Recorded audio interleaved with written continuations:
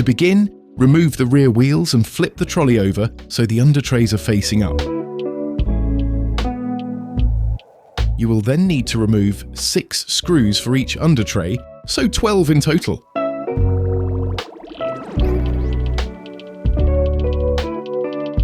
Make sure you keep the 12 screws somewhere safe, as you will need these to install the new undertrays. Once all the screws are removed, you can remove the undertrays by carefully pulling them away from the trolley. To begin reinstallation, carefully place in the new undertrays, making sure they are the right way round. When placed in properly, they should sit flush to the trolley's base.